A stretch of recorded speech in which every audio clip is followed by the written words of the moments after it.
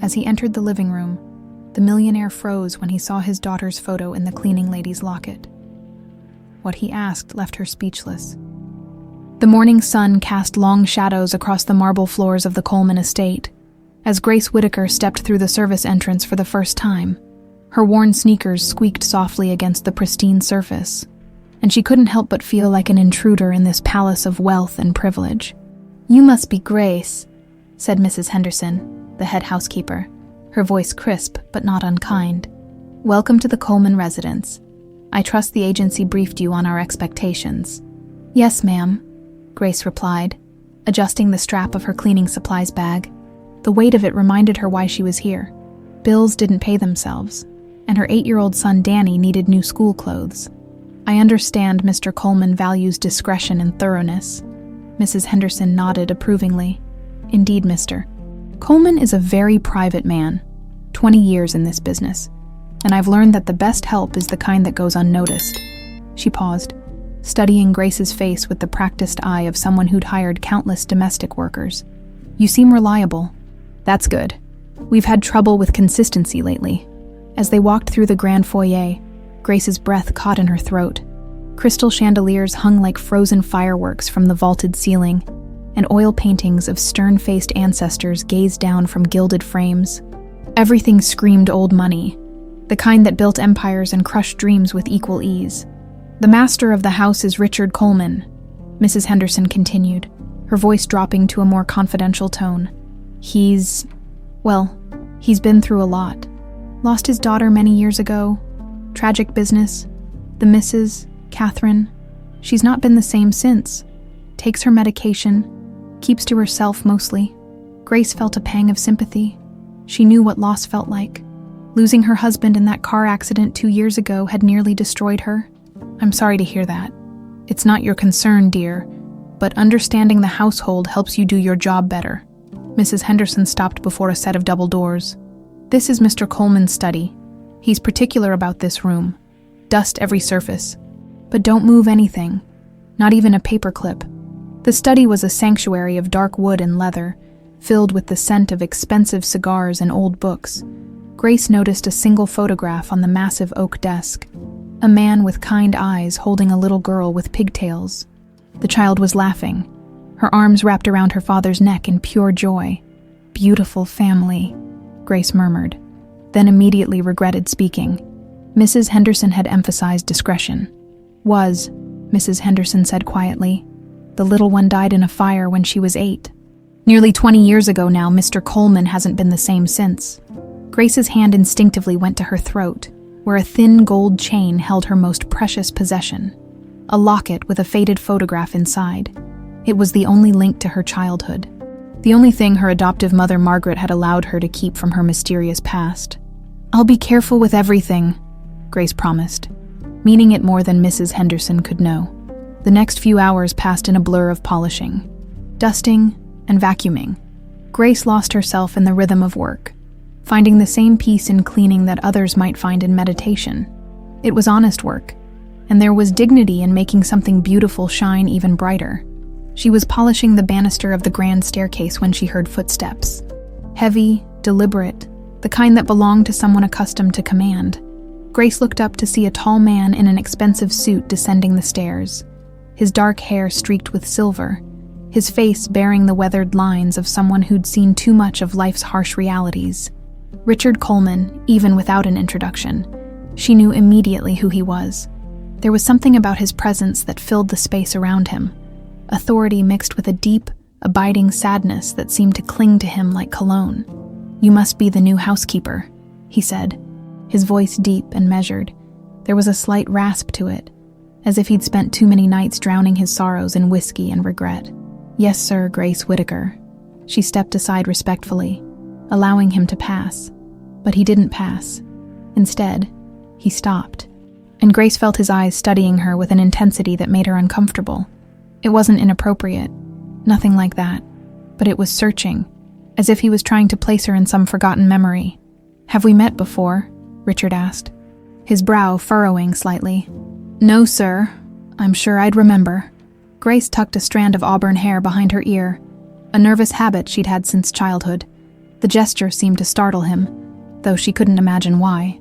Richard opened his mouth as if to say something else, then apparently thought better of it. "Well, welcome to our home, Mrs. Henderson will take good care of you." "Thank you, sir." He nodded and continued down the stairs. But Grace caught him glancing back once before disappearing into what she assumed was his study. The moment left her feeling unsettled, though she couldn't put her finger on why. The rest of the morning passed without incident. Grace worked steadily through her assigned areas, marveling at the opulence while trying not to feel intimidated by it. Every room told a story of wealth and privilege, but also of a family frozen in time, unable to move past some terrible tragedy. It was while she was cleaning the main sitting room that disaster struck. Her cleaning cloth caught the chain of her necklace, and the delicate gold link snapped, sending her precious locket skittering across the polished hardwood floor. "No!" Grace dropped to her hands and knees, frantically searching for the pieces. The locket had popped open, revealing the faded photograph inside, a picture of a little girl with bright eyes and a mischievous smile. Margaret had always told her it was Grace herself at age 5, but something about the photo had always felt wrong, different, like looking at a stranger who happened to share her face. "Is everything all right?" Grace looked up to find Richard Coleman standing in the doorway, concern etched across his features. She scrambled to her feet, clutching the broken necklace and open locket to her chest. "I'm so sorry, Mr. Coleman. My necklace broke and I was just—" The words died in her throat. Richard's face had gone completely white, his eyes fixed on the locket in her hands with an expression of such shock and disbelief that Grace took an involuntary step backward. "That photograph," he said, his voice barely above a whisper. "Where did you get it?" Grace's heart hammered against her ribs. It's mine. I've had it since I was a child."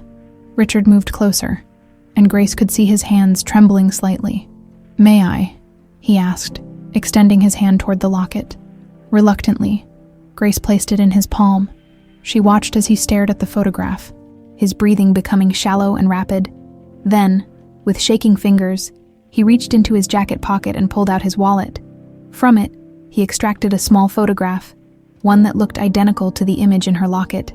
"This is impossible," he breathed. Holding both photos side by side, they were perfect matches.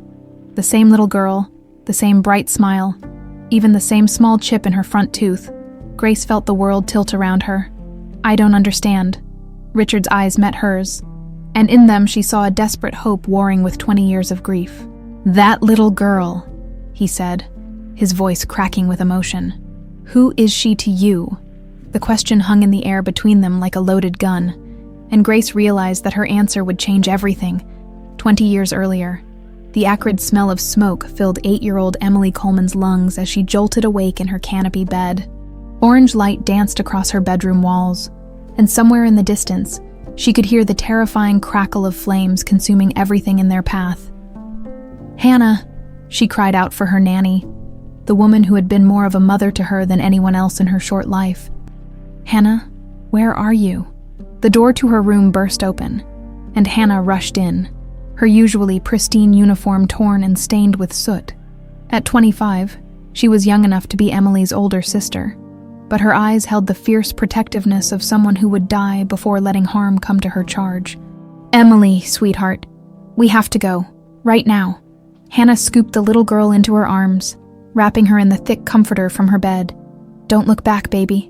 Whatever you do, don't look back." But Emily couldn't help herself.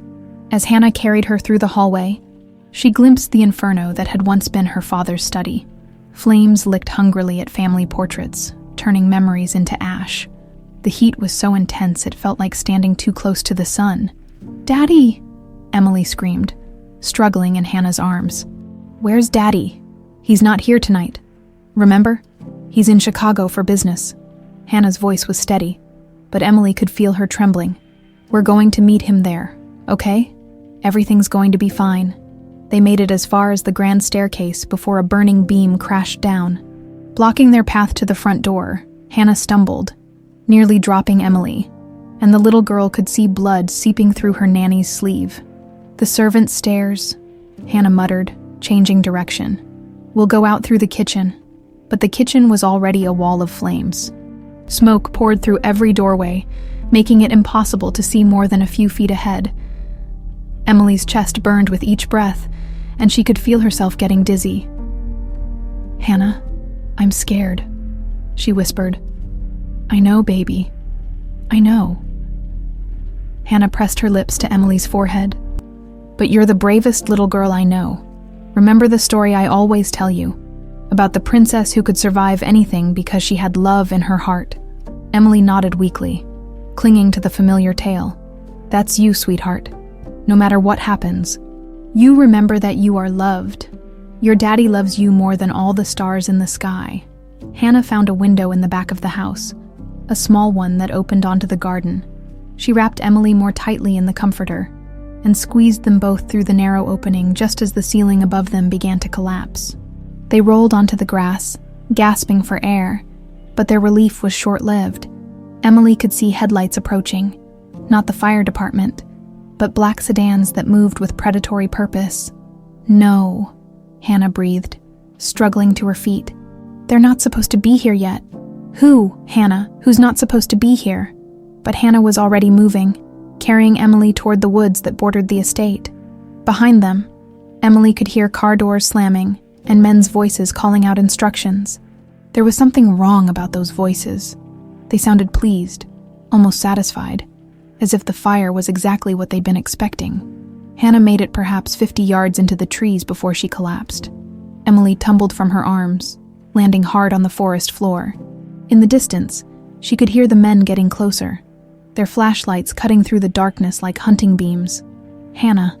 Emily crawled to where her nanny lay motionless. There was so much blood now, seeping from a gash on her head where she'd been struck by falling debris. "Hannah, please wake up." Hannah's eyes fluttered open, focusing on Emily with tremendous effort. "Listen to me, baby," she whispered, her voice growing weaker. "In my pocket. There's a picture of you. Take it, keep it always, and remember that your real name is Emily Coleman. Say it back to me." "Emily Coleman," the little girl repeated, tears streaming down her soot-stained cheeks. "Good. No matter what anyone tells you, no matter what name they give you, you are Emily Coleman. Your daddy's name is Richard, and he loves you more than life itself." Hannah pressed the photograph into Emily's small hands. "Promise me you'll remember." "I promise, Hannah, but you have to come with me. You have to—" Hannah's eyes closed, and she didn't answer. The men found them 20 minutes later. Emily was unconscious by then, overcome by smoke inhalation and shock. Her small body curled protectively around Hannah's still form. She didn't see the badges that identified them as paramedics, didn't know that Dr. Thomas Reynolds and Nurse Linda Crawford were already on the payroll of people who made money from other people's tragedies. Present day, Richard Coleman stood at the window of his study, the same one Grace had admired earlier, watching the evening light fade over his perfectly manicured grounds. In his hand, he held a tumbler of bourbon, his third since the encounter with the housekeeper that morning.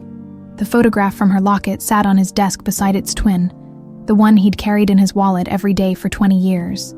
20 years of searching, of hiring private investigators, of following every false lead and chasing every ghost.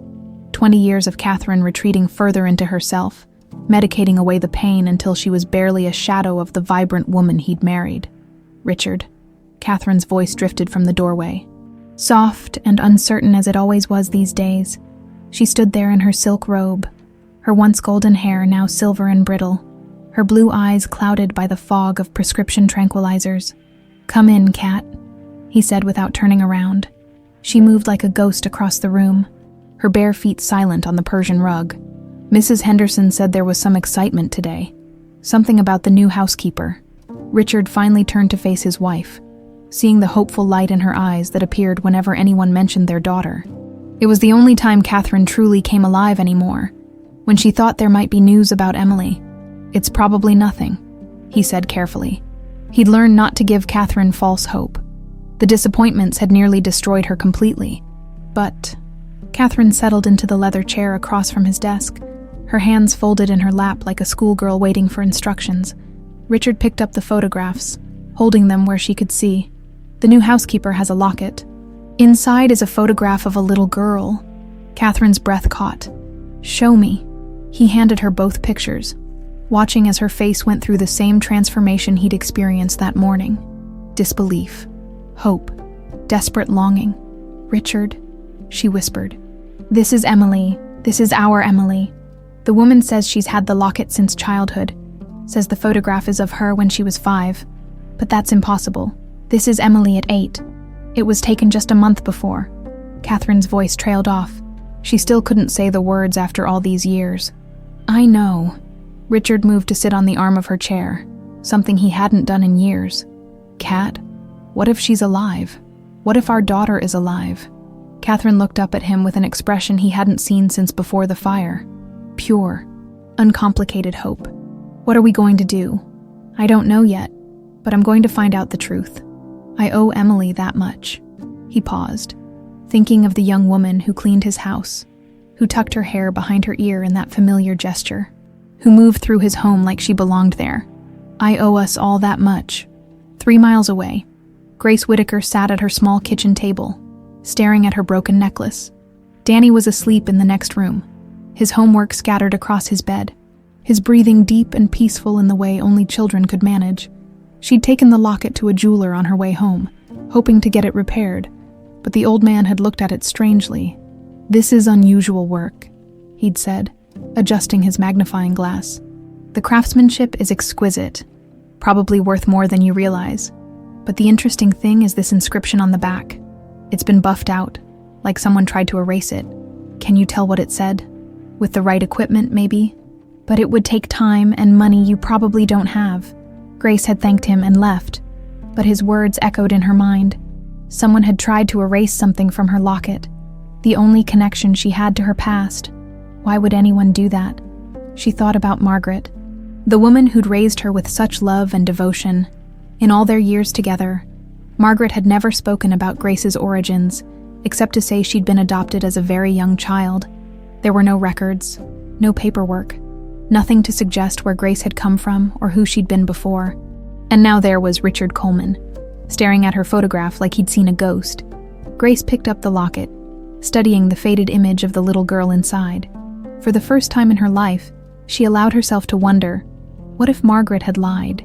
What if the photograph wasn't of her at all? What if she wasn't who she thought she was? Grace arrived at the Coleman estate the next morning with her repaired necklace gleaming against her throat. The jeweler had worked a minor miracle overnight, though he'd charged her more than she could afford. Still, some things were worth the sacrifice, and the locket was all she had left of her mysterious past. Mrs. Henderson assigned her to the 2nd floor today, specifically the family quarters. "Be extra careful up there," the head housekeeper warned. "Mrs. Coleman is fragile. She's been having a difficult few days." As Grace climbed the grand staircase, she couldn't shake the memory of yesterday's encounter with Richard Coleman, the way he'd stared at her photograph, the shock in his eyes, the way his hands had trembled. It all felt too significant to be coincidence. The 2nd floor was a study in controlled chaos. Beautiful, expensive furniture covered in dust sheets, family photographs turned face down on side tables, and an overwhelming sense of abandonment that made Grace's chest tight with sympathy. This wasn't just a house. It was a mausoleum, preserved exactly as it had been on the day their world fell apart. She was dusting a mahogany dresser when she heard soft footsteps behind her. "You're the new girl." Grace turned to find a woman in her late 40s standing in the doorway, ethereal in a way that suggested she wasn't entirely present in the real world. Catherine Coleman was still beautiful, but it was the faded beauty of someone who'd forgotten how to live. "Yes, ma'am." Grace Whitaker. She set down her dust cloth and offered a respectful nod. Catherine drifted closer, moving like she was underwater. Her eyes were the pale blue of winter sky, and they fixed on Grace with unsettling intensity. "You look familiar. Have we met before?" The same question her husband had asked. Grace felt a chill run down her spine. "No, ma'am. I'm sure I'd remember." Catherine circled her slowly, studying her face from different angles. "You have kind eyes. Emily had kind eyes too." "Emily. My daughter." Catherine's voice cracked slightly on the word. "She died when she was 8, 20 years ago this fall." Grace's heart clenched with sympathy. "I'm so sorry for your loss. Everyone says that." Catherine stopped directly in front of her, reaching out as if to touch Grace's face. then pulling her hand back at the last moment. "But sorry doesn't bring back the dead, does it?" "No, ma'am, it doesn't." Catherine's gaze dropped to Grace's throat, and her entire demeanor changed.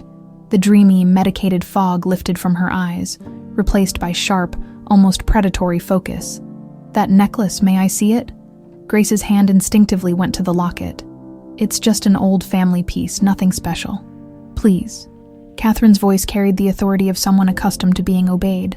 Despite her fragile appearance, "It's beautiful. I'd like to get a closer look." Reluctantly, Grace lifted the chain over her head and handed it to her employer's wife. She watched as Catherine opened the locket with practiced ease, as if she'd done it 1,000 times before. The reaction was immediate and devastating. Catherine's face went white as paper, and she swayed on her feet. Grace reached out to steady her, but Catherine stepped back, clutching the locket to her chest. "Where did you get this?" Catherine's voice was barely a whisper, but it carried the force of a scream. I've always had it, since I was a child." "That's impossible." Catherine opened the locket again, staring at the photograph with wild eyes. "This is Emily. This is my daughter." Grace felt the world shift around her.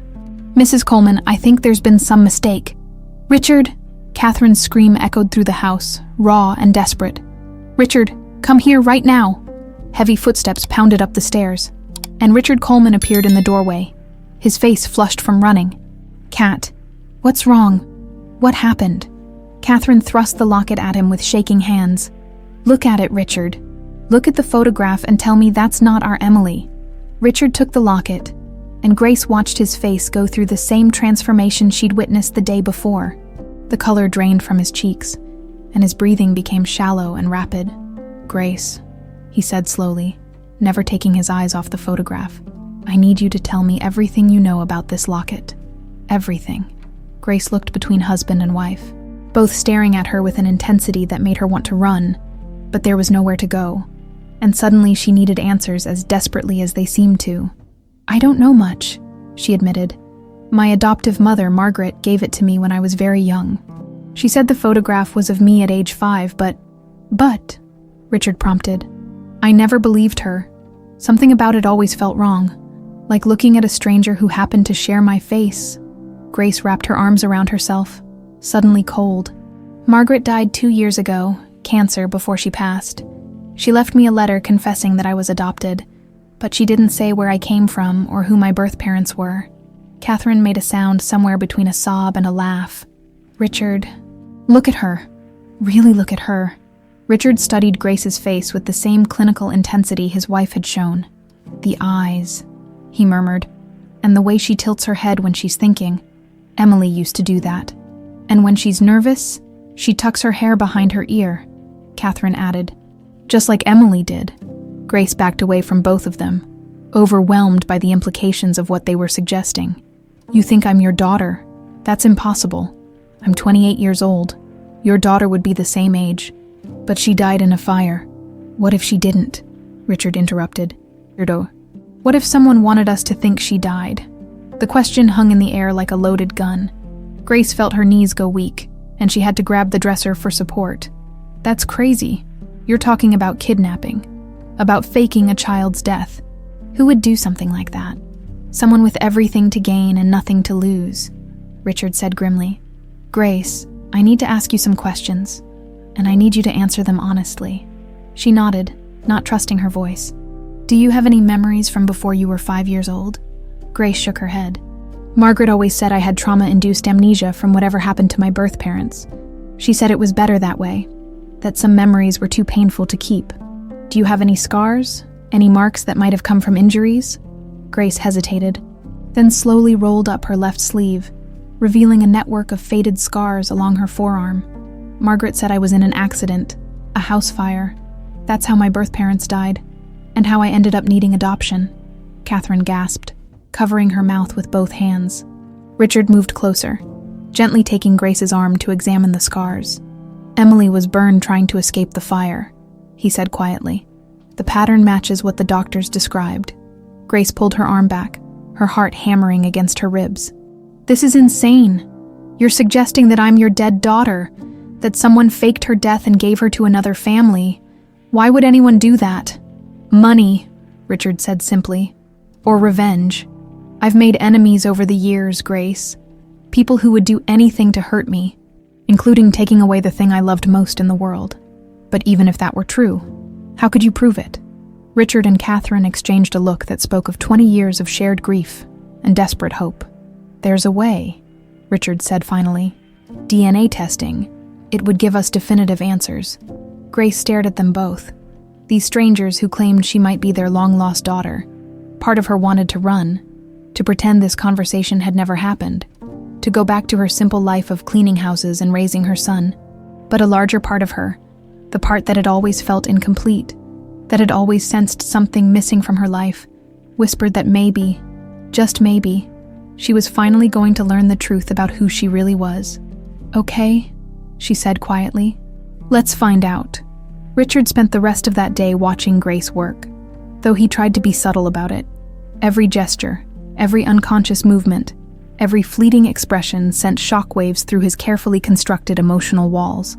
The way she hummed softly while polishing silver. Emily had done that. The way she paused to straighten picture frames that were already perfectly aligned. Another Emily trait that had driven the household staff crazy, but it was the small things that nearly broke him. When Grace reached for something on a high shelf, she stood on her tiptoes and stretched her left arm up, while her right hand pressed against her lower back for balance. Emily had done exactly the same thing, a quirk that had made them lower all the light switches in her bedroom. I need to be sure, Richard murmured to himself, pulling out his phone to call Dr. Sarah Martinez, his personal physician and longtime friend. Richard, it's been months since you've called. How are you holding up? Sarah, I need a favor, a big one. Richard closed his study door and moved to the window, watching Grace through the glass as she tended to Catherine's garden. His wife had insisted on showing the young woman her prized roses, and the two of them were bent over the flower beds like old friends. I need a DNA test run discreetly. Richard, Dr. Martinez's voice carried a warning. Please tell me you're not chasing another dead end. You know what these false hopes do to Catherine. This is different. Richard pulled out his wallet and stared at Emily's photograph. Sarah, what if I told you I think I found her? What if Emily is alive? The silence on the other end of the line stretched for nearly 30 seconds. I'd say you need to be very, very careful. And I'd ask you what evidence you have that would make you believe such a thing.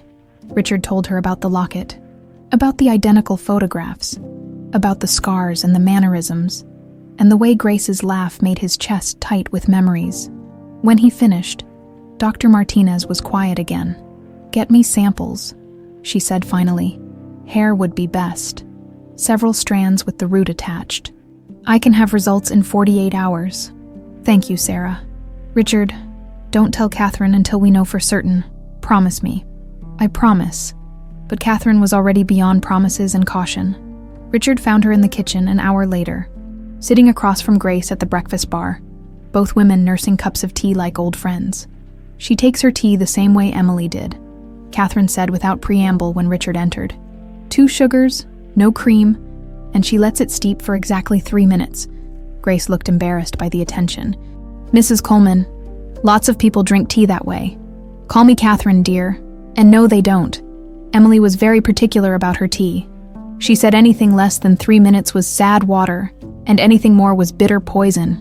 Richard felt his heart skip. Emily had indeed said exactly those words, usually while perched on a kitchen stool, swinging her legs and chattering about her day. I should get back to work, Grace said, standing and collecting her cup. As she moved to the sink, she absently reached up and tucked a strand of hair behind her left ear. Not her right. Always her left, just like Emily. Actually, Grace, Richard said, I was hoping we could talk privately about your background. Richard, Catherine warned, but he held up a hand. It's okay, Kat. Grace agreed to help us understand the situation with the locket. They settled in Richard's study. Grace perched nervously on the edge of the leather sofa, while Richard took his usual chair behind the desk. The power dynamic felt wrong, interrogator and suspect, rather than father and daughter, but he needed answers. Tell me about Margaret Whitaker, he began. The woman who raised you. Grace's face softened at the mention of her adoptive mother. She was wonderful, kind, patient, everything a mother should be. She worked as a seamstress, made beautiful clothes for wealthy clients. We didn't have much money, but we were happy. How did she come to adopt you? I'm not sure. She always said it was a private arrangement, that my birth parents had died in a house fire, and their lawyer arranged for her to take me in. Grace frowned. But now that I think about it, that story doesn't make much sense. If my parents died intestate, wouldn't I have gone into the foster system? Richard leaned forward. What else did Margaret tell you about your origins? Not much, she said. The less I knew, the better. That some memories were too painful to carry. Grace's hand went unconsciously to her throat where the locket rested. She let me keep this. Said it was the only thing I had from my previous life. But she seemed nervous about it sometimes. Like she was afraid I'd remember something important. And you never remembered anything. No dreams, no flashes of memory. Grace was quiet for a long moment. Her brow furrowed in concentration. Sometimes I have dreams about smoke, and there's always a woman's voice calling my name, but not Grace. She's calling me something else, but I can never quite make out what it is. Richard's hands clenched into fists. What does the woman in your dreams look like? Young brown hair pulled back in a ponytail. She's wearing some kind of uniform, white with blue trim. Grace looked up suddenly, her eyes wide. You don't think, could that be your daughter's nanny? Hannah Morrison died in the fire trying to save Emily, Richard said quietly. Her body was found 50 yards from the house, severely burned but identifiable through dental records. I'm sorry. She was a good woman. Emily loved her like a second mother. Richard studied Grace's face, looking for any flicker of recognition. Grace, would you be willing to undergo hypnosis? Sometimes repressed memories can be recovered that way. Before Grace could answer, Catherine appeared in the doorway. The garden looks beautiful, she announced. Though her eyes were red-rimmed as if she'd been crying. Grace has a natural touch with roses. Emily always said she wanted to be a gardener when she grew up. Richard shot his wife a warning look, but Catherine ignored him. I've been thinking, Catherine continued, settling into the chair beside Grace's sofa. About the timing. Emily disappeared 20 years ago this October, Grace. How old were you when Margaret adopted you? Around 5, I think. It's hard to know exactly. Margaret said my birth certificate was destroyed in the fire, and she had to estimate my age when she applied for a new one. Convenient, Richard muttered. Catherine reached over and took Grace's hand. Dear, would you mind if I asked you something personal? I guess not. Do you have any birthmarks?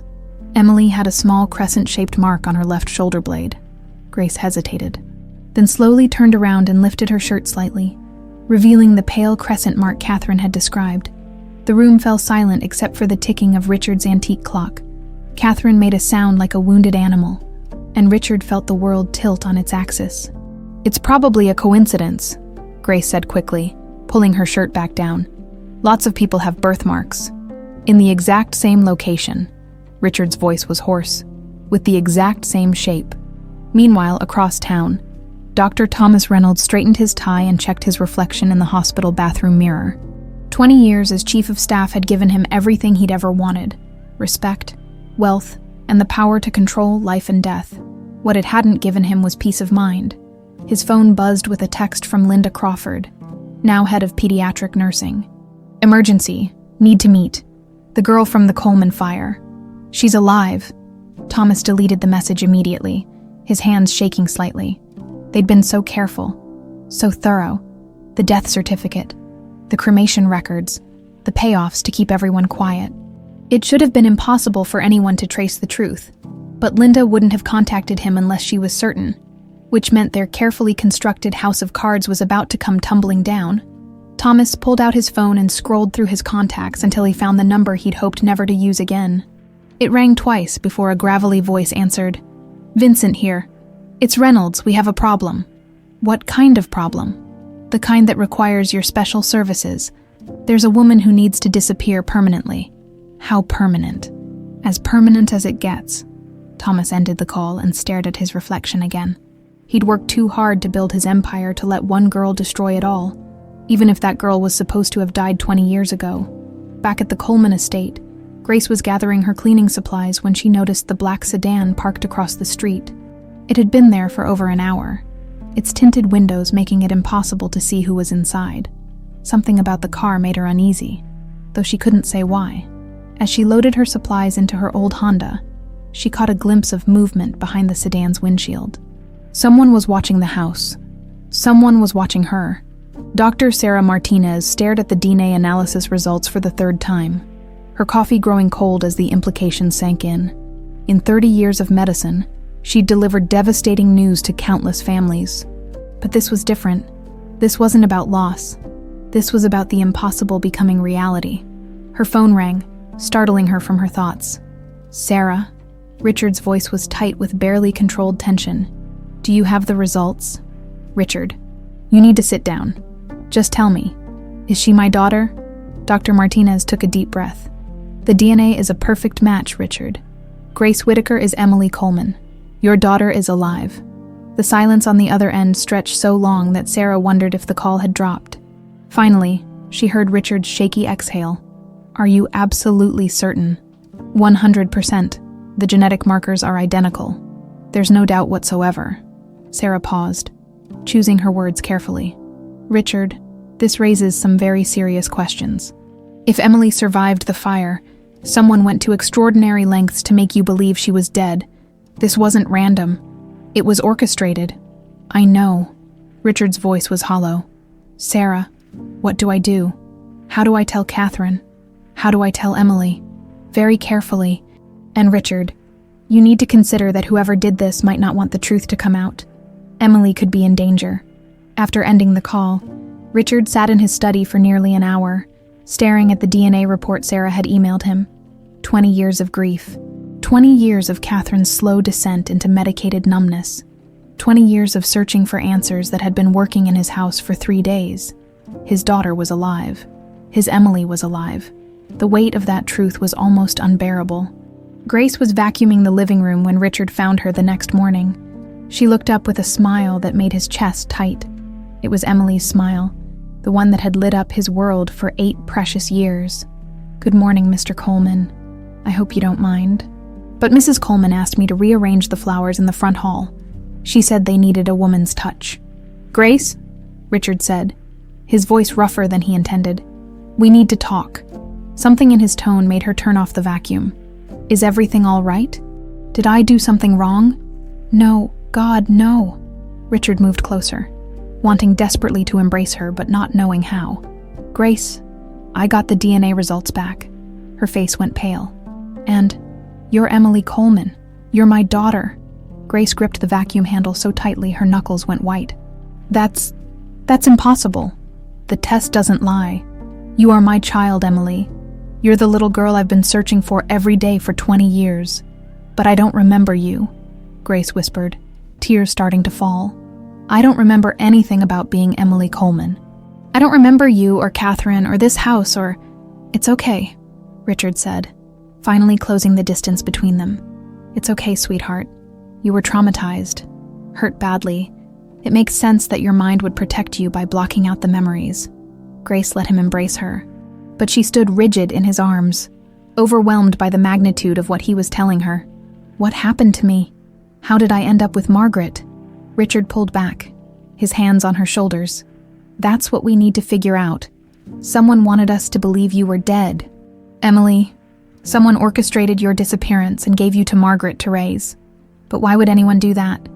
I don't know yet, but I'm going to find out." Across town, Dr. Thomas Reynolds was having his own crisis management meeting. Linda Crawford sat across from his desk, her usual calm demeanor replaced by barely controlled panic. "She had blood work done at General Hospital last week," Linda reported. "Routine pre-employment screening. When I saw the name Grace Whitaker, I didn't think anything of it. But then I saw her birth date, and something nagged at me, so I pulled her file." Thomas leaned forward. "And the blood type is O negative. Rare enough that I remembered it. Emily Coleman was O negative too. That's not enough too. There's more." Linda pulled out a manila folder. "I had a friend in radiology take a look at an old x-ray we have on file. Grace Whitaker broke her wrist last year. The x-ray shows evidence of previous fractures that healed. Fractures consistent with the injuries Emily Coleman sustained in the fire." Thomas felt sweat beading on his forehead. "Are you certain? As certain as I can be without running DNA tests, Tom. If she's alive, if she starts asking questions, she won't get the chance. Thomas picked up his phone. Vincent, it's time. The problem needs to be handled tonight. What about the family? If she disappears now, they'll investigate. Make it look like an accident, a break-in gone wrong, something random. Just make sure she can't talk to anyone about what happened 20 years ago. Grace drove home in a daze, her mind reeling from Richard's revelation. She was Emily Coleman, the daughter of one of the richest men in America, the little girl who supposedly died in a fire, but somehow ended up with Margaret Whitaker in a small town 300 miles away. Nothing made sense if she was Emily Coleman. Where were her memories? Why couldn't she remember her father's face or Catherine's voice? Or the house she'd supposedly lived in for the first 8 years of her life? She pulled into her driveway and sat in the car for several minutes, trying to process everything. Her phone buzzed with a text from Danny's school. He was staying late for basketball practice and would catch a ride home with his friend's mom. Good. She needed time to think before facing her son with this earth-shattering news, if she was Emily Coleman. What did that make Danny, the grandson of a billionaire, the heir to a fortune beyond imagination? Grace unlocked her front door and stepped inside, immediately sensing something was wrong. The air felt different, disturbed, as if someone had been there recently. She called out Danny's name automatically, then remembered he was at school. She was reaching for the light switch when strong hands grabbed her from behind. "Don't scream," a gravelly voice warned, "and this'll go easier for everyone." Grace tried to break free, but the man was too strong. She caught a glimpse of another figure moving through her living room, methodically trashing the place to make it look like a robbery. "What do you want?" she gasped. "Nothing personal, lady. Just some people who'd prefer you didn't start remembering things that are better left forgotten." That's when Grace understood.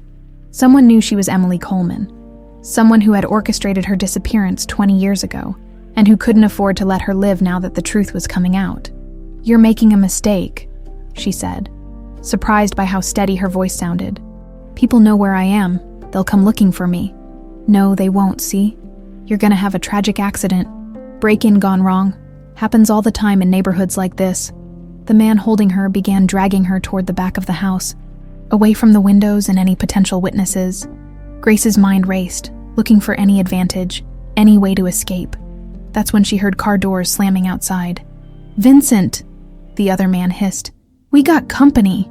Through the front window, Grace could see Richard Coleman climbing out of his Mercedes, followed by 2 men in expensive suits who moved with the purposeful grace of professional security. "Shit," Vincent muttered. "How'd they find her so fast?" Richard's voice boomed from the front porch. "Emily, are you in there?" "Here!" Grace screamed before Vincent could stop her. "Help me!" The front door exploded inward, and suddenly her small house was full of chaos. Richard's security team moved with military precision, taking down Vincent and his partner in seconds. Grace found herself swept into her father's arms, both of them shaking with adrenaline and relief. "How did you know to come here?" she asked.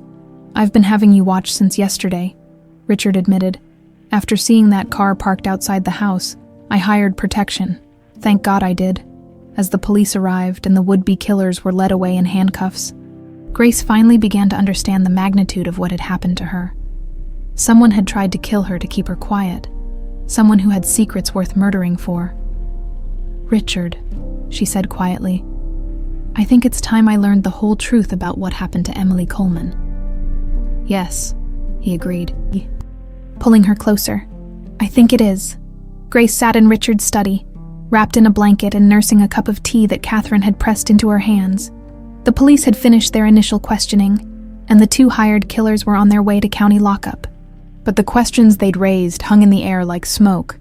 "I keep thinking about what that man said," Grace murmured, staring into her tea. "About people who'd prefer I didn't start remembering things." "What things? What am I supposed to remember that's worth killing for?"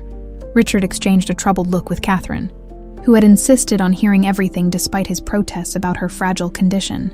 To his surprise, the shock of nearly losing Emily again seemed to have cleared the fog from his wife's mind. She sat straighter, her eyes more focused than they'd been in years. "We need to start at the beginning," Catherine said firmly. "Emily, Grace, you deserve to know everything, even the parts that might be painful. Catherine, Richard warned. Maybe we should wait. No. Catherine's voice carried a strength he hadn't heard in decades. We've waited 20 years. She has a right to know what was done to her. Grace looked between them, sensing the weight of whatever secret they were about to share. Tell me. Richard moved to his desk and pulled out a thick manila folder. After the fire, I hired the best private investigators money could buy. What they found. He shook his head. Emily, the fire wasn't an accident. It was arson, set by competitors who wanted to destroy a business deal I was working on.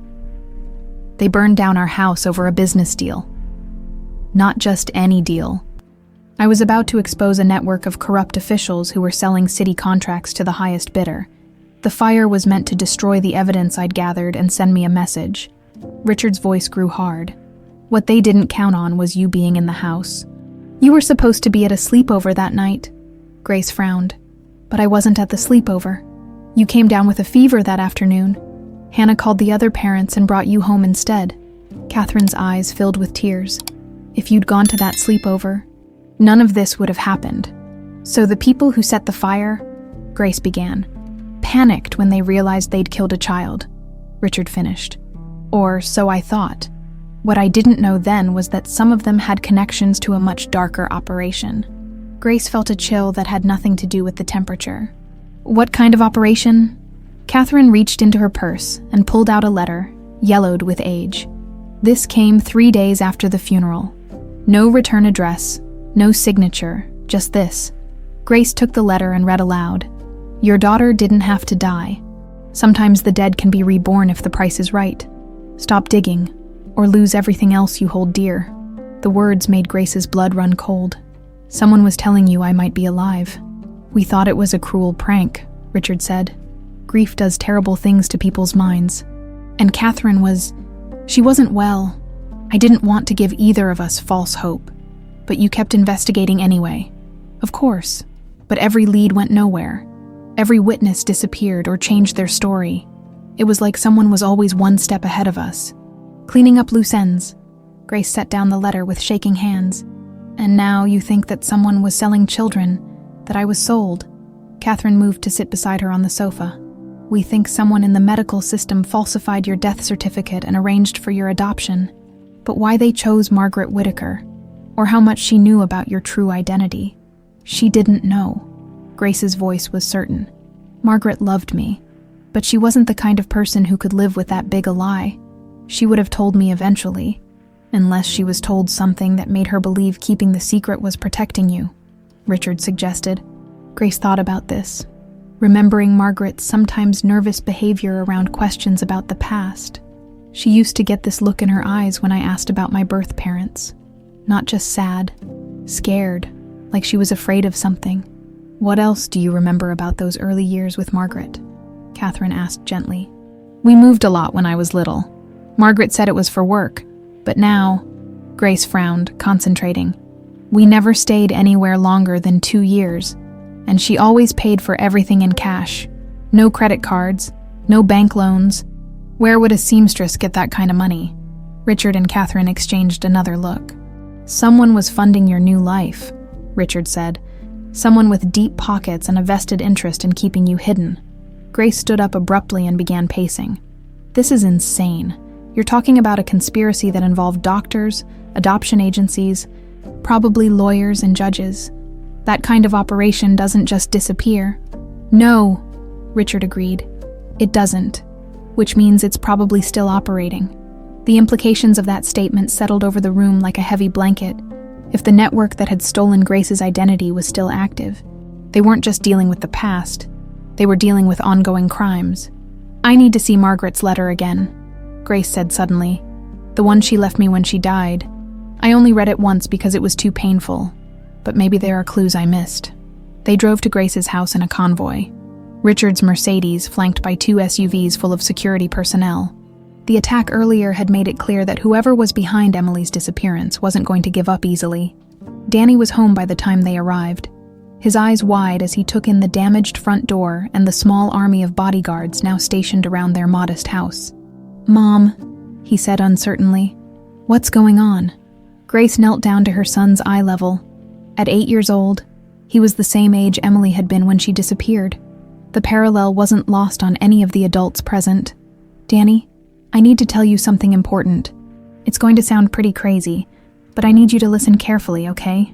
She explained as gently as she could about the DNA test, about discovering her true identity, about the dangerous people who didn't want the truth to come out. Danny listened with the solemn attention that only children could manage when they sensed the adults in their world were truly frightened. "So Mr. Coleman is my grandfather?" he asked when she finished. "Yes, sweetheart. And Mrs. Coleman is your step-grandmother?" Danny looked at Richard with curious eyes. "Are you really rich like the kids at school say?" Despite everything, Richard smiled. "Yes, Danny, I am." "Cool." Danny's 8-year-old pragmatism was oddly comforting. "Does this mean we don't have to worry about money anymore?" "No," Grace said, hugging him tight. "We don't have to worry about money anymore." Margaret's letter was in a shoebox at the back of Grace's bedroom closet. Along with the few other mementos she'd kept from her adoptive mother, Grace read it aloud while Richard and Catherine listened. "My dearest Grace, by the time you read this, I'll be gone, and you'll finally learn that you were adopted. I know this will come as a shock. But please know that every moment of loving you has been the greatest joy of my life. I was told your parents died in a terrible accident, and that you needed a family who could give you a fresh start, away from painful memories. The social worker, a lovely woman named Linda Crawford, said you'd been through enough trauma for one lifetime. I never asked too many questions because I was so grateful to have you. But as you've grown older, I've sometimes wondered about the stories I was told. There were inconsistencies, things that didn't quite add up. The money that appeared in my account every month for your care. The way Linda Crawford always seemed nervous when she called to check on you. If something ever happens to me, if you ever feel like you're in danger, there's a safety deposit box at First National Bank. Box 247. The key is taped under the bottom drawer of my jewelry box. I've kept everything. All the paperwork, all the correspondence. Maybe someday you'll need it. I love you more than words can say. You are my daughter in every way that matters. But you deserve to know where you came from, all my love. Margaret." Grace looked up to find Richard and Catherine staring at her with expressions of amazement and grief. "Linda Crawford," Catherine said quietly. "That name was in the police reports from the fire. She was one of the nurses who treated you at the hospital. The same nurse who supposedly falsified your death certificate," Richard added grimly. Grace felt pieces clicking into place in her mind. Margaret kept records. She knew something was wrong. And she kept evidence. "We need to get to that safety deposit box," Richard said, already reaching for his phone. "Tonight." But as he started to dial, Grace's phone rang. The caller ID showed a number she didn't recognize. Grace Whitaker. The voice was crisp, professional, with just a hint of nervousness.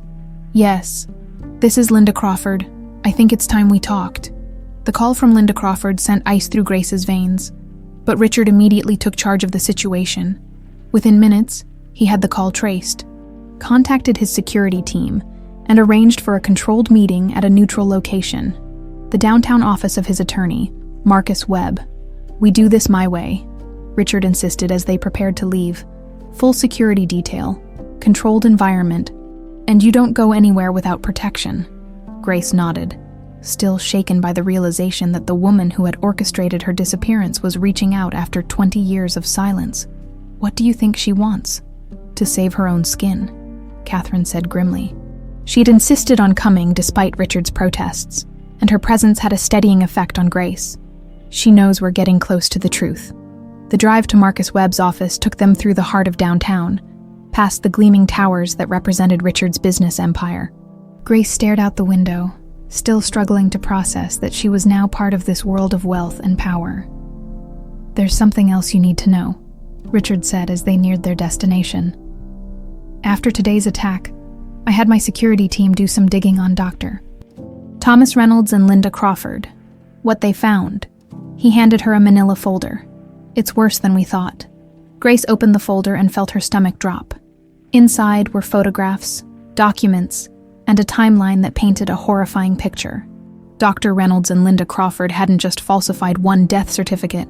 They'd been running a network that disappeared children from wealthy families for over 30 years. "My God," she whispered, scanning the evidence. How many children? We've identified at least 15 cases, Richard said. Children who supposedly died in accidents or medical emergencies, but whose bodies were never properly recovered, all from families with significant wealth or political connections. Catherine leaned over to look at the documents. They were selling children to infertile couples willing to pay enormous sums for healthy infants, but they needed the parents to believe their children were dead, so they wouldn't keep searching.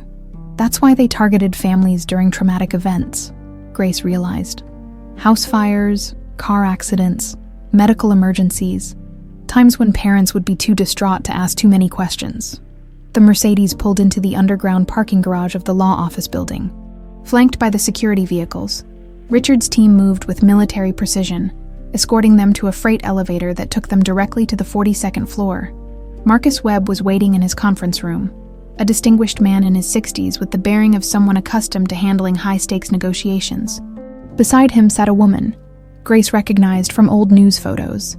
Linda Crawford, now in her 50s, her face drawn with stress and fear.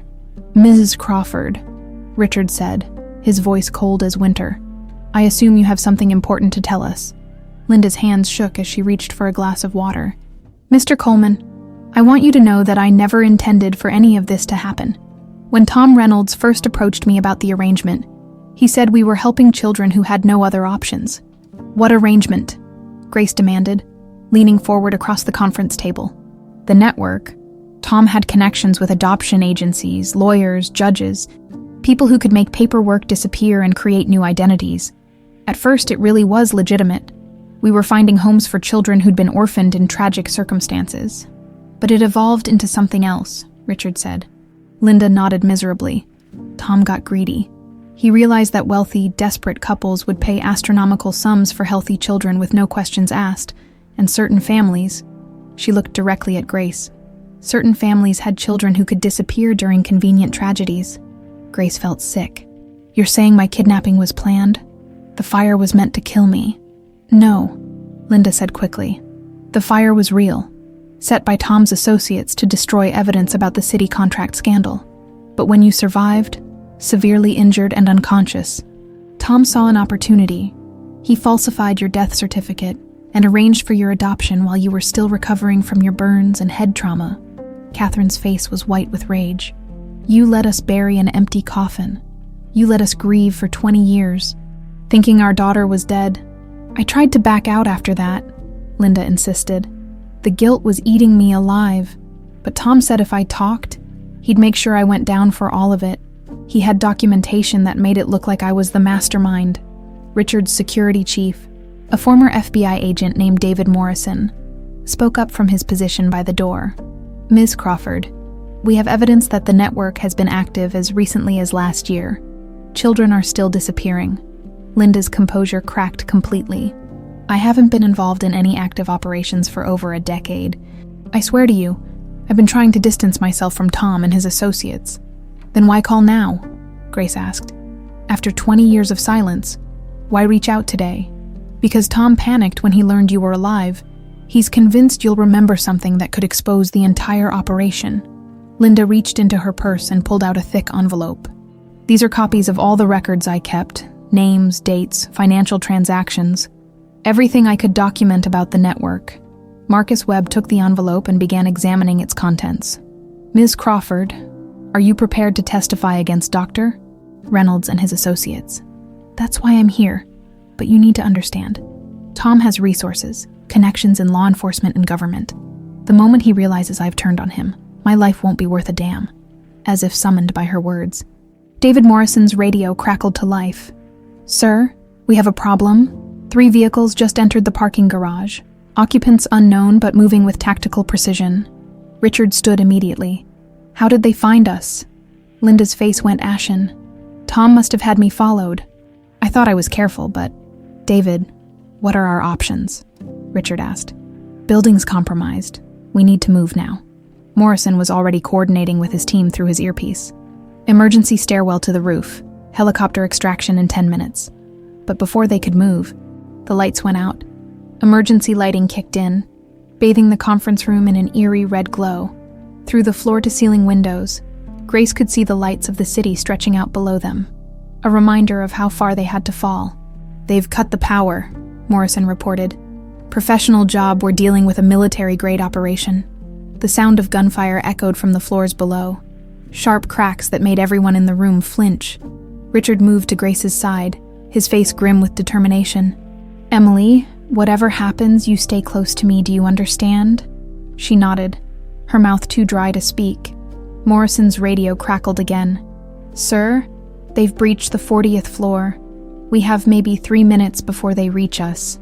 Marcus Webb opened a hidden panel in the wall, revealing a security staircase. "This leads directly to the roof. It was installed after 9/11 as an executive escape route." They began moving toward the hidden staircase when the conference room door exploded inward. Men in tactical gear poured through the opening, their weapons trained on the group. "Nobody move." The lead gunman's voice was distorted by his mask, but his intent was clear. "Dr. Reynolds sends his regards." Grace found herself pushed behind Richard as he positioned himself between her and the weapons. Catherine gripped her arm tightly, and she could feel the older woman trembling. "You don't have to do this," Richard said, his voice steady despite the circumstances. "Whatever Reynolds is paying you, I'll double it." The gunman laughed. "This isn't about money. Coleman, this is about survival. Your daughter here knows too much, and she's starting to remember things that should stay buried." "I don't remember anything," Grace protested. "I don't even know what you're talking about." "Maybe not yet," the gunman admitted. "But Reynolds isn't taking any chances. The operation is too big to risk exposure." That's when Grace realized the full scope of what they were dealing with.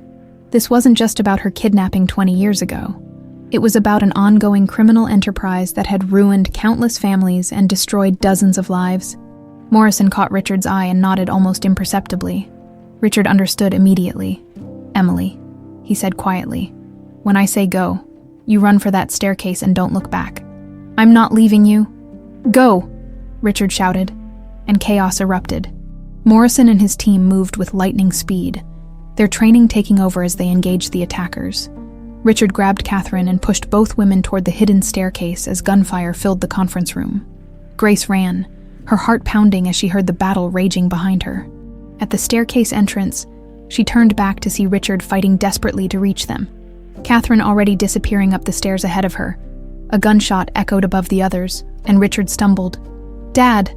The word tore from Grace's throat before she could stop it, the first time she'd called him that, and possibly the last. But Richard straightened, blood staining his shirt, and shouted, "Go! Get to the roof! I'm right behind you!" Grace ran up the stairs, praying that when she reached the top, her father would still be alive to join her. The helicopter's rotors cut through the night air as it lifted off from the building's roof, carrying Grace, Catherine, and a wounded but alive Richard to safety. In the chaos of the escape, Linda Crawford had been separated from them. Whether by accident or design, none of them knew. "We need to get you to a hospital," Grace said, pressing her jacket against the bullet wound in Richard's shoulder. "No hospitals," Richard said through gritted teeth. "Reynolds has people everywhere. We go to the safe house." The safe house turned out to be a luxury apartment on the Upper East Side, complete with a full medical suite and a doctor who asked no questions. As Richard's wound was cleaned and bandaged, Grace paced the living room, her mind racing with everything that had happened. "He called you Dad," Catherine said quietly, settling beside Grace on the sofa. "In the conference room, when you saw him get shot." Grace stopped pacing. "It just came out. I don't know why." "Because somewhere deep down, you remember," Catherine said, her eyes bright with tears. 20 years of suppressed memories, but the connection is still there. Before Grace could respond, Richard emerged from the medical room, his arm in a sling but otherwise alert. "We need to talk, all of us. There are things about that night, about the fire, that I never told you, Catherine. Things I hoped I'd never have to tell anyone." He moved to the window, staring out at the city lights. "The business deal I was working on, the one that led to the fire, it wasn't just about exposing corrupt city officials. I had stumbled onto something much bigger." Grace joined him at the window. "What kind of bigger?" "A network that stretched from City Hall to the medical establishment to adoption agencies across 3 states. They weren't just selling children.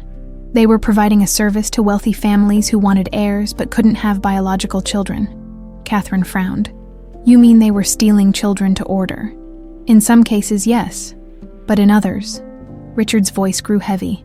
In others, they were arranging accidents for families who already had children that certain people wanted. The implications hit Grace like a physical blow. You're saying someone specifically wanted me, that the fire was meant to kill me so I could be given to another family. I'm saying the timing was too convenient to be coincidence. The fire happened the night before Margaret Whitaker was scheduled to meet with an adoption agency, the same agency that Linda Crawford worked with. Grace sank onto the sofa, overwhelmed. So Margaret knew she was part of the conspiracy. I don't think so, Richard said, moving to sit across from her. I think Margaret was told she was saving a child who had lost her parents in a tragedy. The monthly payments she received were probably described as survivor benefits or something similar. Catherine pulled out her phone and showed them a text message. Linda Crawford sent this while we were escaping. She wants to meet again.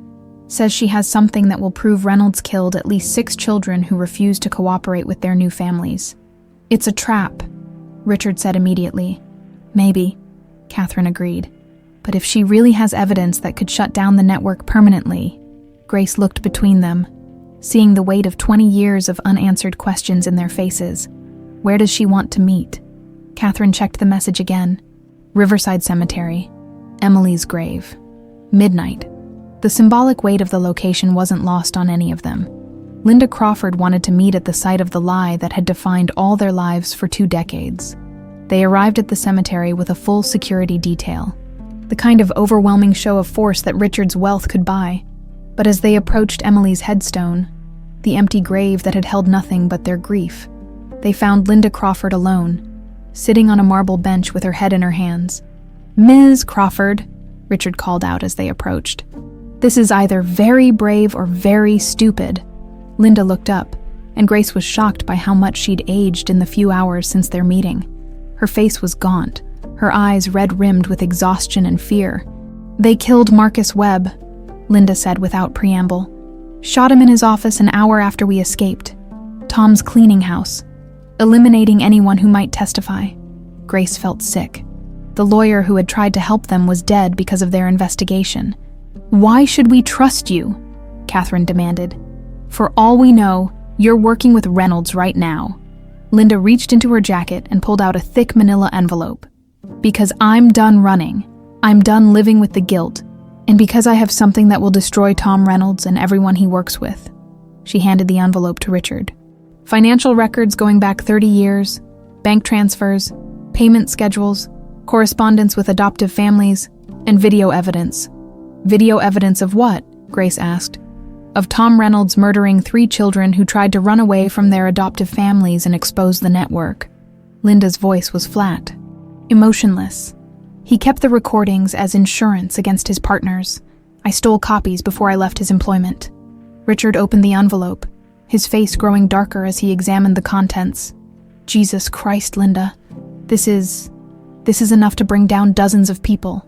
Politicians, judges, hospital administrators.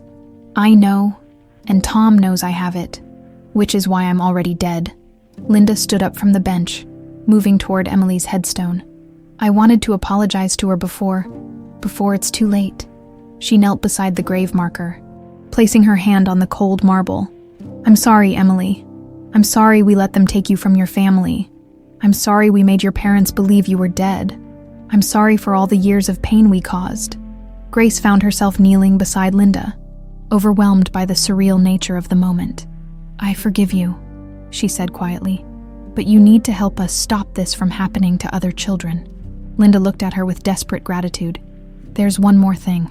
A list of current cases. Children who disappeared in the last 5 years. Tom's not just maintaining the network. He's expanding it. She pulled a folded paper from her pocket. These are kids whose families are still looking for them, still hoping. You can give them what your parents never had, the truth, before Grace could take the paper. A sniper's bullet took Linda Crawford in the chest, spinning her around and sending her tumbling across Emily's grave. Blood splattered the white marble as Grace screamed and threw herself behind the headstone. Sniper! Richard's security chief shouted. And suddenly the peaceful cemetery became a battlefield. Muzzle flashes lit up the darkness as Richard's men returned fire, their training and equipment giving them the advantage in the deadly game of cat and mouse. Grace crawled to where Linda lay dying, the older woman's breath coming in ragged gasps. "The list," Linda whispered, pressing the blood-stained paper into Grace's hands. "Save them. Save the ones who are still out there." "Linda, stay with me," Grace pleaded, applying pressure to the wound. But Linda Crawford's eyes were already losing focus. Tell them I tried to make it right in the end." She died there on Emily's grave, her blood mixing with the earth that had never held her victim's body. Richard and Catherine reached Grace as the gunfire finally stopped. His security team having neutralized the sniper, Richard was on his phone immediately, calling contacts in the FBI and the media, setting in motion the process that would expose the network once and for all. "It's over," he told Grace as she stared at Linda's body. "We have everything we need to destroy them." But Grace wasn't thinking about victory or justice. She was thinking about the list in her hands, names of children whose families were still searching, still hoping, still believing their sons and daughters might come home. "No," she said quietly, standing up from beside Linda's body. "It's not over. It's just beginning." She looked at Richard and Catherine, her parents who had never stopped believing she was alive, who had never stopped searching. "We're going to find them," she said, her voice carrying a strength that surprised even her. "All of them. Every child on this list. We're going to bring them home." Richard nodded, understanding that his daughter, his Emily, had found her purpose in the tragedy that had defined all their lives. The girl who had been stolen 20 years ago was finally ready to help steal back the children who were still lost. 3 days after Linda Crawford's murder, the FBI raid on Metropolitan General Hospital began at dawn. Grace watched from across the street as federal agents stormed through the main entrance, armed with warrants and 20 years' worth of evidence that would finally bring down Dr. Thomas Reynolds and his network. But Reynolds wasn't at the hospital. "He's at the warehouse," Agent Sarah Chen told Richard over the phone, the one Linda mentioned in her files, where they kept children during the transition between their old and new identities. Grace felt her blood run cold. According to Linda's records, there were currently 3 children being held at that location, waiting to be delivered to their new families, children whose parents believed they were dead. "We're going with you," Grace said, but Agent Chen shook her head. "Ma'am, this is an active crime scene. We can't have civilians. Those children have been through the same hell I went through," Grace interrupted, her voice fierce with determination. "They're going to be terrified, confused, probably don't even remember their real names. You need someone who understands what they've been through." Richard stepped forward, his influence evident in his tone. "Agent Chen, my daughter survived this network. She might be the key to helping these children transition back to their families." After a tense moment, Chen nodded. "Stay behind our tactical team at all times, and if I tell you to leave, you leave immediately." The warehouse sat in an industrial district that had seen better days, its windows dark and forbidding, as the FBI team prepared for entry. Grace found herself trembling, not with fear, but with something else. Standing there, looking at the building where other children had been held prisoner, fragments of memory began stirring in her mind. A woman in white calling her name. Not Grace, but something else. The smell of antiseptic and fear. Crying that seemed to go on forever. "Emily." Catherine noticed her distress and moved to her side. "What is it?" "I think." Grace pressed her hands to her temples, trying to grasp the elusive memories. "I think I was here, 20 years ago. I remember this place." Richard's face went white. "You remember being held here? Pieces, fragments." Grace closed her eyes, letting the memories surface. There was a room with no windows, other children crying. A man in a white coat who kept telling us our old families didn't want us anymore. "Reynolds," Richard said grimly. Agent Chen's radio crackled to life. "Team Alpha in position. Team Beta securing rear exit. We have movement inside. At least 4 adults. Possibly the children." "Remember," Chen told her team, "Reynolds is extremely dangerous. He's killed to protect this operation before, and he won't hesitate to kill again." The tactical team breached the warehouse entrance with explosive charges, the sound echoing across the empty district. Grace followed behind the agents, her heart pounding as they moved through the maze of corridors and empty rooms. They found the children in a basement level that Linda's files had described in horrifying detail. 3 kids, 2 boys and a girl, ranging in age from 6 to 10, huddled together on mattresses in a windowless room. They looked up at the invading agents with eyes that held too much knowledge of adult cruelty. "It's okay," Grace said softly, pushing past the tactical team, despite their protests. "We're here to take you home. We're here to take you back to your real families." The oldest child, a boy with dark hair and suspicious eyes, spoke up. "That's what they always say. But they never take us home. They take us to new people who pretend to be our parents." Grace knelt down to his eye level. "What's your real name? Not the name they gave you here, but the name your real family calls you." "They said my real family is dead," the boy replied. "They said my name is Thomas now." "That's not true," Grace said firmly.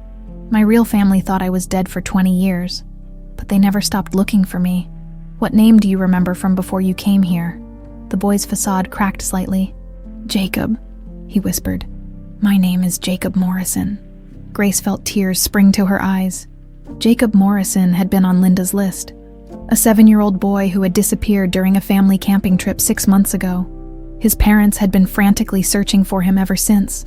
"Jacob Morrison," she repeated. "Your parents are looking for you. They never stopped believing you were alive." That's when they heard footsteps in the corridor outside. "We have company," one of the tactical agents reported through his radio. Adult male, armed, moving toward the children's location. Dr. Thomas Reynolds appeared in the doorway, a pistol in his hand and desperation in his eyes. At 65, he looked every year of his age, his face gaunt and his hands shaking with either fear or rage. "Step away from the children," he commanded, his voice carrying the authority he'd wielded for decades. "They belong to their new families now. The transition process is almost complete. The only thing that's complete is your criminal enterprise," Agent Chen said, her weapon trained on Reynolds. "It's over, Doctor. We have all of Linda's evidence. We know about every child you've stolen, every family you've destroyed." Reynolds laughed bitterly. "You have no idea what you're destroying. Do you think those children were happy in their original families? Do you think the couples who adopted them weren't providing better lives? You murdered children who tried to escape," Grace said, standing up slowly. "Linda told us about the videos you kept. Children who were ungrateful," Reynolds snapped. "Children who couldn't appreciate the gift they'd been given. Sometimes examples had to be made." Jacob Morrison moved closer to Grace, his small hand gripping her jacket. The gesture seemed to trigger something in Reynolds' memory, and his eyes focused on her with sudden recognition. "Emily Coleman," he said softly. "You were supposed to be perfect, the ideal success story, a traumatized child who adapted completely to her new life." His voice grew harder. "But you had to start remembering, didn't you? You couldn't just be grateful for the love Margaret gave you." "Margaret was a good woman who was lied to," Grace replied. "She thought she was helping an orphan, not participating in kidnapping. Margaret was paid handsomely for her services," Reynolds countered. "She knew enough to ask the right questions, but she chose not to, just like all of them." Agent Chen moved closer, but Reynolds swung his weapon toward the children. "Stop right there. I've spent 30 years building this network, helping childless families and giving unwanted children better lives. I won't let you destroy that legacy." "Unwanted," Grace's voice rose with anger. "My parents spent 20 years searching for me. Jacob's parents haven't slept through a single night since he disappeared. These children aren't unwanted. They're loved beyond measure by the families you stole them from. Their original families failed them," Reynolds insisted. "We gave them better options. You gave them trauma that will last the rest of their lives," Grace shot back. "You erased their identities, their memories, their connections to everyone who loved them. That's not salvation. It's murder of the soul." Something in her words seemed to break through Reynolds' delusions. For just a moment, his face showed a flicker of doubt, of recognition of what he'd actually done. But then his expression hardened again. "It's too late to stop now. Too many people depend on this operation. Too many secrets that need to stay buried." He raised his weapon, and Grace knew with absolute certainty that he intended to kill everyone in that room to protect his network. That's when her memories came flooding back. A woman's voice calling, "Emily, Emily, where are you?" Running through smoke-filled hallways, Hannah's arms around her, the sound of her father's voice shouting her name as the building collapsed. "Emily!" Grace screamed, the sound echoing through the warehouse basement. The shock of hearing his daughter's true name, spoken in her own voice for the first time in 20 years, caused Reynolds to hesitate for just a moment. It was enough. Agent Chen's shot took him center mass, and Dr. Thomas Reynolds crumpled to the floor, his weapon clattering across the concrete. In the sudden silence that followed, Grace knelt beside Jacob Morrison and the other children, pulling them close as they wept for families they could finally remember. "It's over," she whispered. "You're going home. You're all going home." 6 months later, Grace, she had legally kept the name that honored Margaret's memory while reclaiming her identity as Emily Coleman, stood in the garden of the Coleman estate. Watching Danny play catch with his grandfather, the sight still took her breath away. 3 generations of family, reconnected after 20 years of believing such moments were impossible. "The Morrison reunion went well yesterday," Catherine said. Joining her on the terrace, her stepmother had transformed in the months since their ordeal, the fog of medication and depression lifting as she embraced her role in reuniting stolen children with their families. "Jacob recognized his parents immediately," Grace replied, smiling at the memory. "The moment he saw them, it was like a dam burst. 20 years of suppressed memories came flooding back. The Coleman Foundation for Missing Children had become their life's work. In the 6 months since Dr. Reynolds' death and the collapse of his network, they had successfully reunited 12 families with children who had been presumed dead. Each reunion was a miracle. Each family restored was a victory against the darkness that had consumed so many lives. The Hendersons called this morning," Catherine continued. "Sarah's adjustment is going better than expected. She's even started using her birth name again. Sarah Henderson had been one of the hardest cases, a 15-year-old girl who had lived with her adoptive family for 8 years, genuinely believing her birth parents had abandoned her. Learning the truth had shattered her world, but with careful counseling and the support of both families, she was slowly rebuilding her identity." "And the criminal prosecutions?" Grace asked. "The DA says they have enough evidence to put away 43 people involved in the network. Judges, lawyers, adoption agency workers, hospital staff. The whole corrupt system is finally being dismantled." Richard emerged from his study, a thick legal document in his hand and a satisfied expression on his face. "It's official," he announced.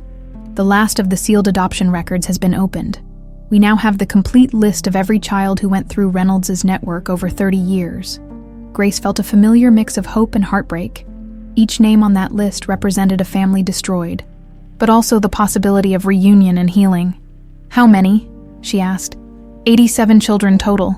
We've successfully reunited 46 families so far. 23 cases where the adoptive families genuinely didn't know the truth and are cooperating with reunification. 18 cases where the children died of natural causes over the years. And the rest?" Richard's expression grew somber. "Still working on them. Some of the adoptive families are fighting the reunifications, claiming the children are better off with them. Some of the children themselves are resistant. They've built lives with their adoptive families and don't want to lose that stability." Grace understood the complexity all too well.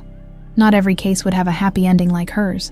Some children had been babies when they were taken, with no memories of their birth families. Others had been with loving adoptive families who, despite being deceived about the children's origins, had provided genuine care and affection. "We can't force healing," she said quietly. "We can only offer truth and choice." Danny came running up to the terrace, his face flushed with excitement. "Mom, Grandpa says we can go to the baseball game this weekend. The Yankees are playing the Red Sox." Grace ruffled her son's hair, marveling at how easily he had adapted to his new reality. Being the grandson of Richard Coleman came with privileges Danny had never imagined. But more importantly, it came with the security of knowing he was loved and protected by a large, devoted family. "That sounds wonderful, sweetheart. But remember, you still have homework to finish." I know. Danny rolled his eyes with 8-year-old exasperation. "But Grandpa said he'd help me with my math." Richard grinned. "I may be a little rusty, but I think I can handle 3rd grade arithmetic." As Danny ran back to play, Grace felt a familiar pang of gratitude for Margaret Whitaker. The woman who had raised her with such love and devotion had been deceived about Grace's origins. But her love had been real. Her sacrifice had been genuine.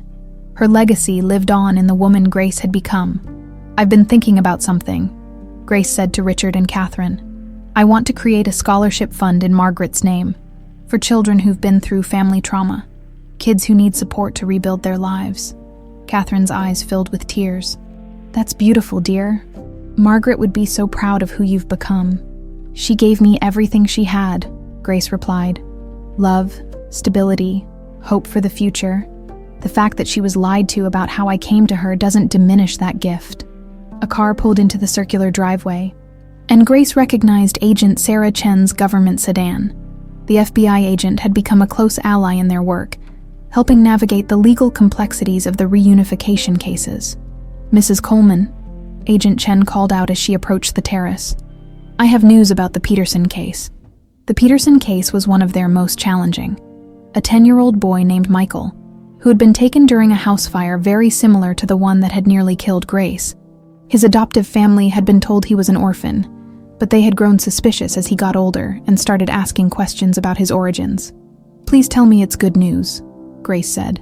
Agent Chen smiled. "The best? We found his birth parents. They've been searching for him for 6 years, never gave up hope. The reunion is scheduled for next week." Grace felt the familiar rush of joy that came with each successful case. Another family restored, another child coming home, another victory against the forces that had tried to tear families apart. "There's something else," Agent Chen continued. "The documentary crew wants to interview you again. The producer says your story is the heart of their film about the network." Grace had initially been reluctant to participate in the documentary about Reynolds' crimes, but she had come to understand the importance of sharing her story. Every person who heard about the network's methods was one more person who might recognize the signs and help protect other children. "When do they need me?" "Next month. They want to film at the cemetery. At Emily's grave, the symbolic end of the lie that defined your family for 20 years. Grace nodded. It seemed fitting that her story would conclude where Linda Crawford had died trying to make amends for her crimes. The empty grave that had held only grief would finally serve a purpose: to educate others about the precious nature of family bonds and the lengths to which people would go to destroy or preserve them. As the sun set over the Coleman estate, Grace found herself in the rose garden where Catherine had first recognized her kinship with the flowers. She was no longer the broken, confused woman who had stumbled into this house 6 months ago, clutching a locket that held the key to her identity. She was Emily Coleman, daughter of Richard and stepdaughter of Catherine. She was Grace Whitaker, beloved child of Margaret. She was a mother, a survivor, and a warrior for other families torn apart by greed and cruelty.